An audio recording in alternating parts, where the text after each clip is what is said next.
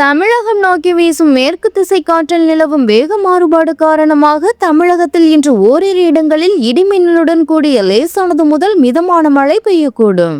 இது குறித்து வானிலை ஆய்வு மையம் வெளியிட்டுள்ள செய்திக்குறிப்பில், தமிழகம் நோக்கி வீசும் மேற்கு திசை காற்றில் நிலவும் வேக மாறுபாடு காரணமாக தமிழகத்தில் இன்று ஓரிரு இடங்களில் இடி மின்னலுடன் கூடிய லேசானது முதல் மிதமான மழை பெய்யக்கூடும். வரும் 12, 13, 14ஆம் தேதிகளில் ஓரிரு இடங்களிலும் 15, 16ஆம் தேதிகளில் சில இடங்களிலும் லேசானது முதல் மிதமான மழை பெய்யக்கூடும். தமிழகத்தில் இன்றும் நாளையும் சில இடங்களில் அதிகபட்ச வெப்பநிலை வழக்கத்தை விட 7 டிகிரி ஃபாரன்ஹீட் வரை அதிகமாக இருக்கக்கூடும்.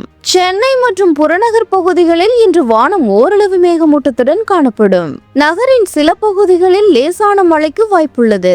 தமிழகத்தில் நேற்று காலை 8:30 மணியுடன் நிறைவடைந்த 24 மணி நேரத்திற்குள் செங்கல்பட்டு மாவட்டம் மாமல்லபுரத்தில் 3 சென்டிமீட்டர் மழையும், கோவை மாவட்டம் சின்னக்கலாரில் 2 சென்டிமீட்டர் மழையும், கோவை மாவட்டம் வால்பாறை, உபாசி ஆகிய இடங்களில் 1 சென்டிமீட்டர் மழையும் பதிவாகியுள்ளதாக வானிலை ஆய்வு மையம் தெரிவித்துள்ளது.